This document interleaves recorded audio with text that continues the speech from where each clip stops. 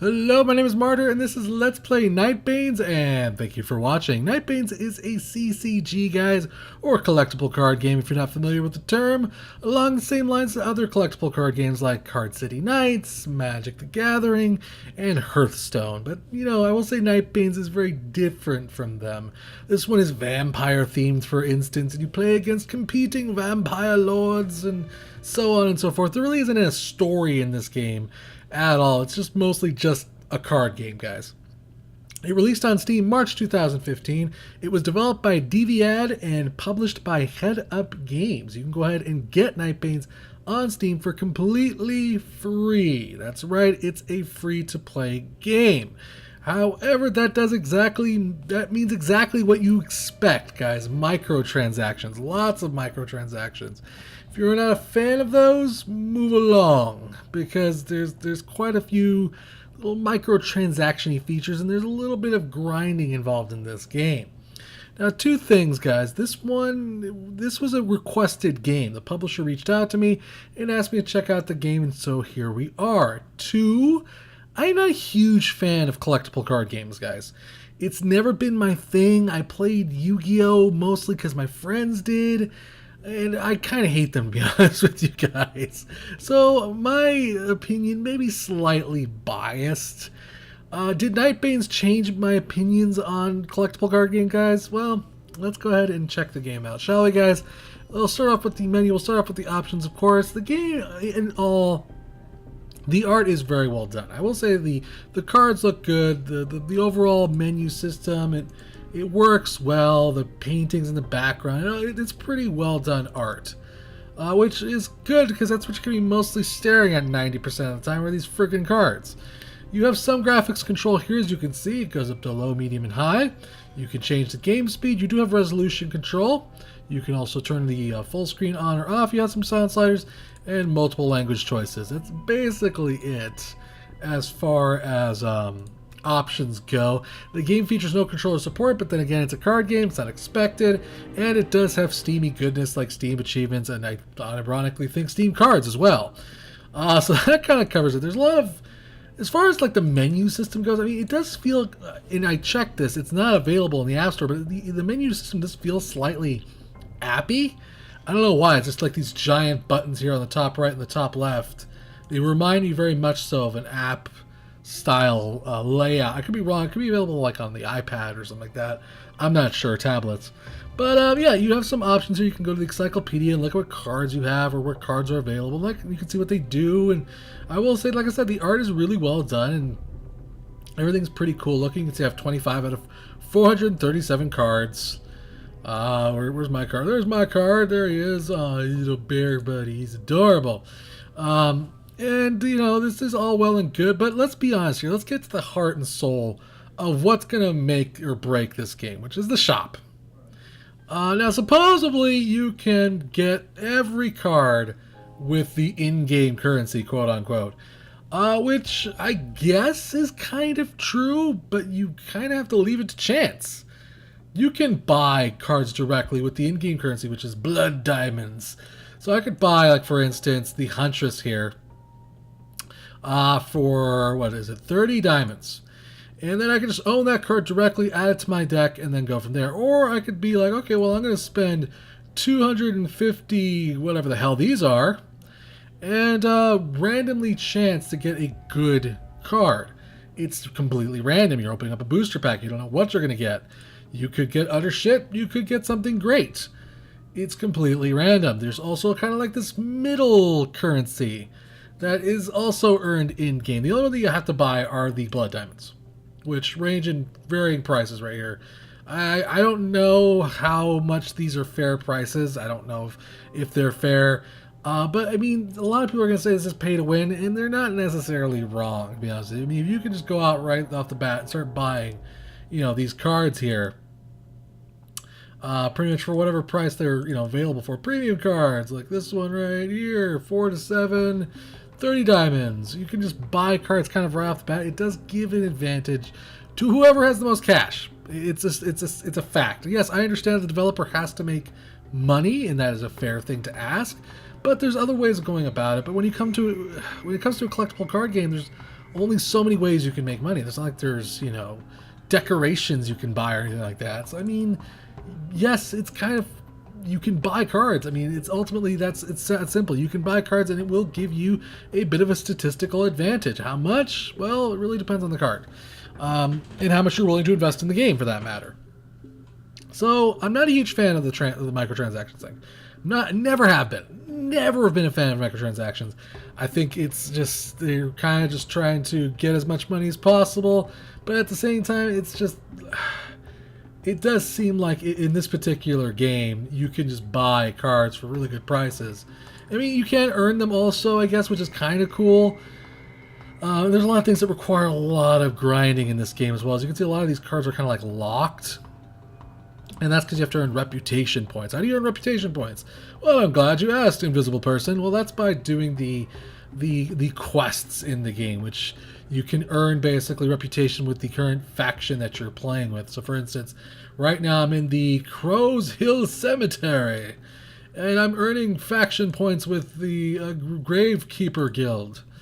So basically, by playing with these particular characters here against these particular NPCs, I'm earning reputation points, which will eventually allow me to purchase those cards that you saw there in the shop. So we'll go here, rewards, faction. So like, for instance, I could buy these cards. All I get for the in-game currency of whatever the hell this is, the bowling ball. You could buy it for 2,500. You only earn about 40 of these per match, by the way. And each match takes anywhere from 5 to 15 minutes at the most. So it's something that definitely needs a little bit of balancing. I will say that much. There's also PvP, and I will say this is probably the aspect I think has a lot of cool aspects to it. I like it. Like, there's 3 different kinds of modes of PvP, which is really nice, and PvP even has its own currency. Again, though, you're entering a field where you're going to be at the mercy of whoever's paid the most. Just keep that in mind. If that's something that frustrates you, don't do PvP. There's also these things called Vengeance Points, which says you have to spend 30 of them to basically do a match, and I guess they regenerate over time.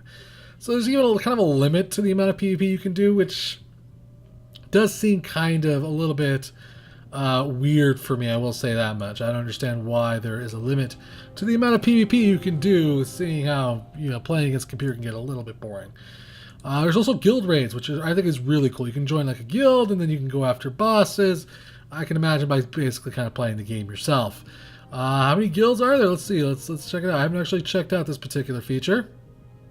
You have to be connected to the internet for this to work, by the way, as you can imagine. Looks like there's a couple of guilds out there filled up there. 20 people, 19 people.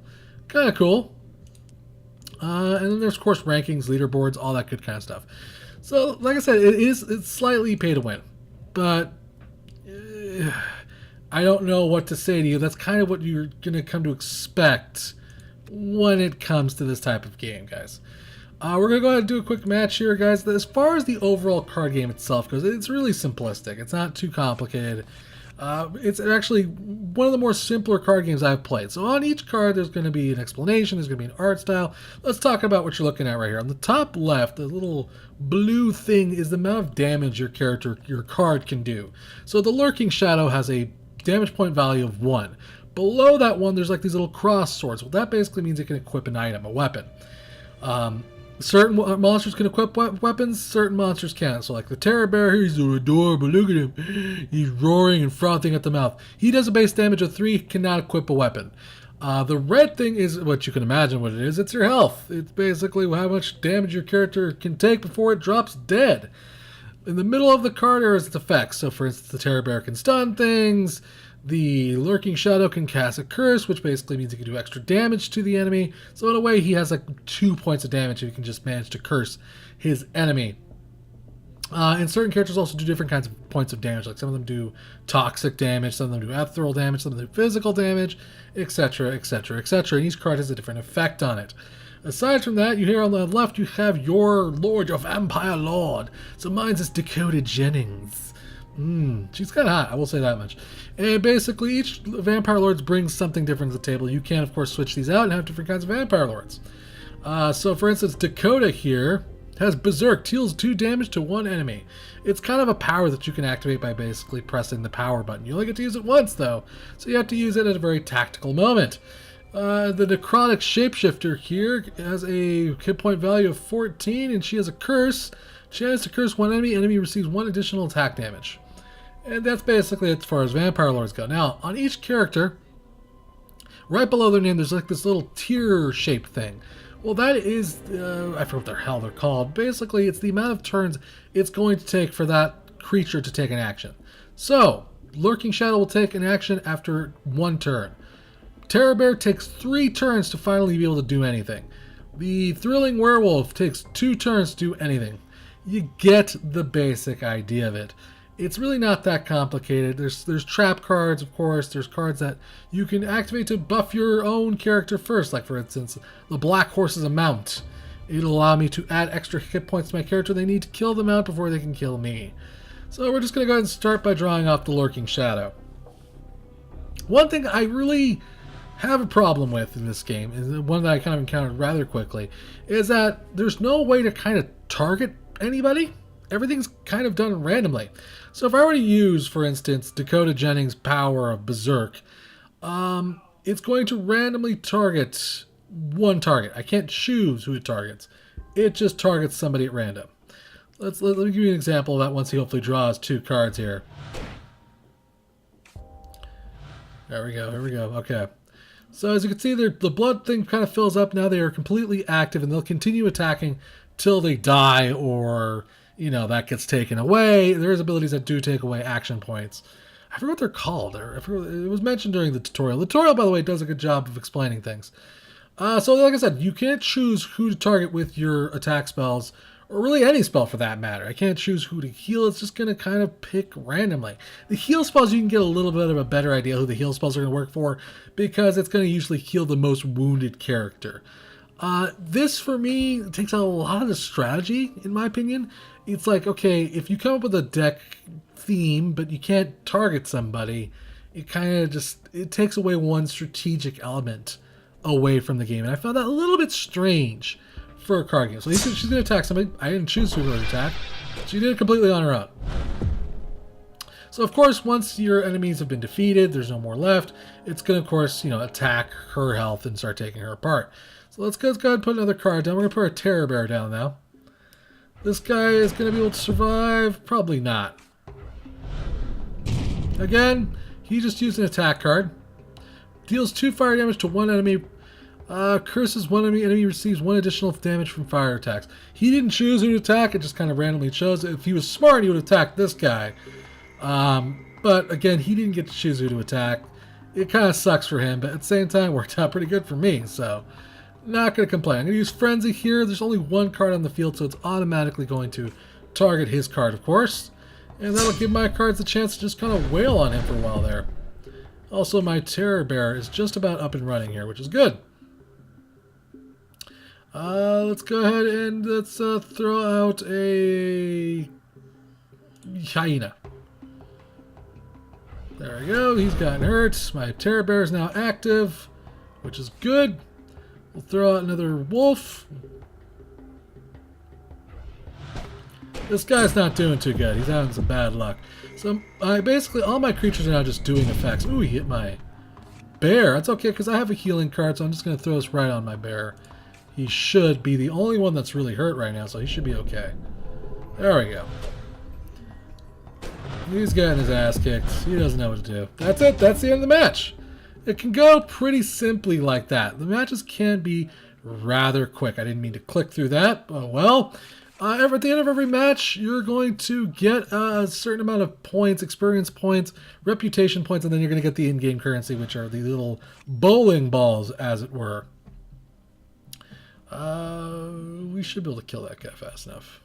Yeah, we should be able to kill that guy fast enough. And the game is, I will say, kind of slightly grindy. There is a lot of grinding to be done in this game, because you only get 40 of those little jewel things per match, which is not much when you can do things like level up cards for, you know, insane amounts of points. It's not necessarily the best way to... He destroyed my item, that prick. I will smash you, sir. That's not necessarily a good card to play right now. I don't have anything that really has that much high points. There we go. We're doing some damage to him now. Oh, he killed my wolf, that bastard. Okay, that's okay. We'll destroy his card. For that insolence, we'll do another 2 points damage to him. He's going to activate that card. We don't really have anything that great right now. I'll tell you that one for free. Let's go ahead and activate some hyenas. Let's see if we can keep this momentum going. We're not doing too much damage to him. That's one thing I will say is kind of sucky right now.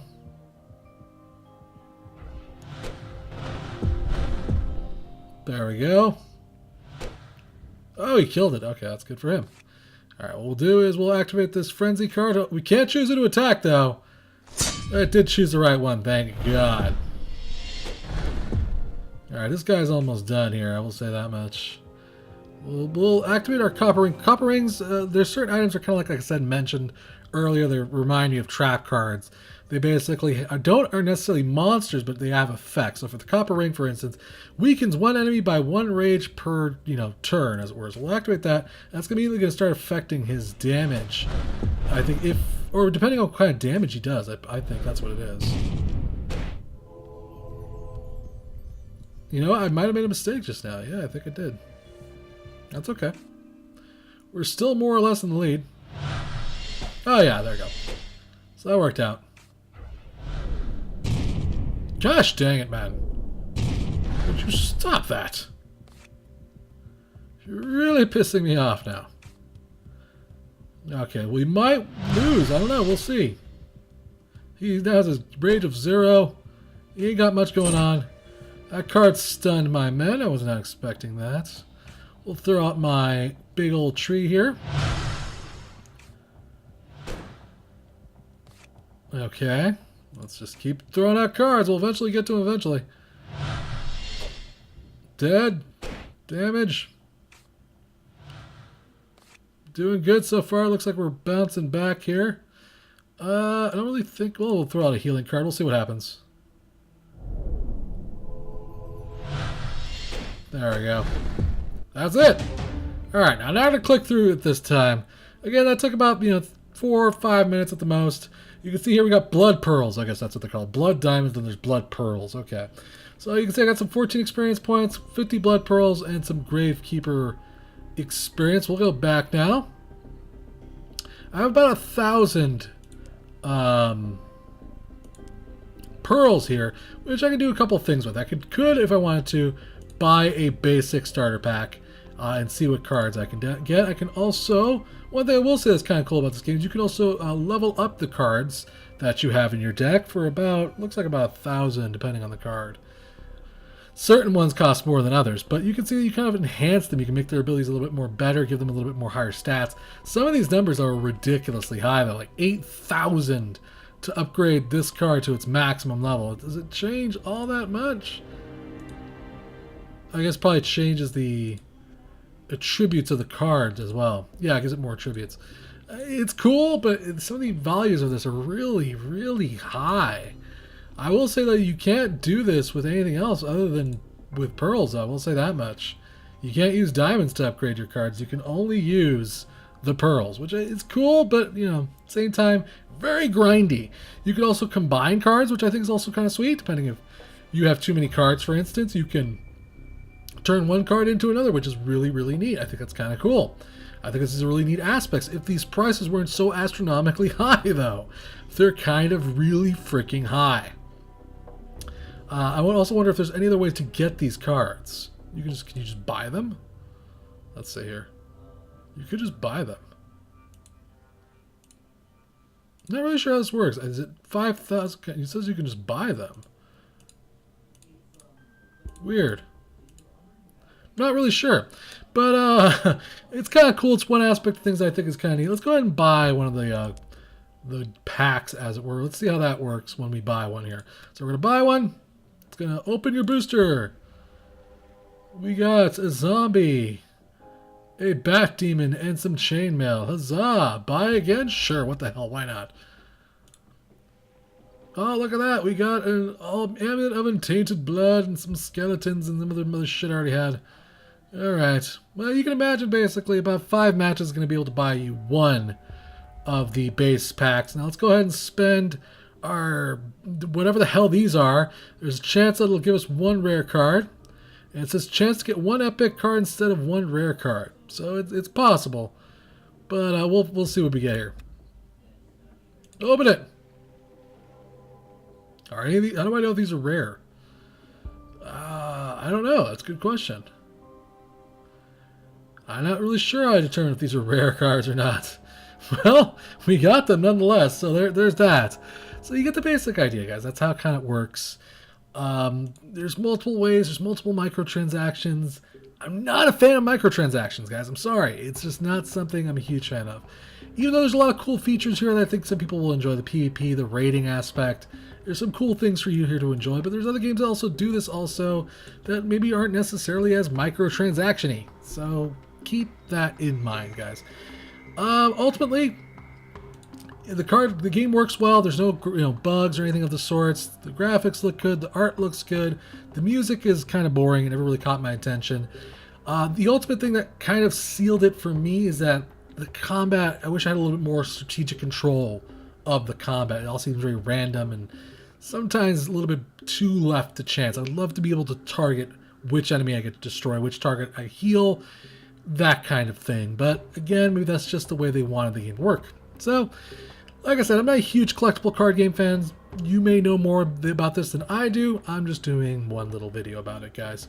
So I just want to say big thanks to the developer and publisher for a chance to check out this title. Thank you for watching. Remember to subscribe and share, guys, and I'll keep bringing you awesome indie games, guys. If you really enjoyed this video, maybe consider hitting up that tip jar if you're feeling generous of heart. All tips go to improving the channel or future giveaways. Till next time, guys, play more indie games.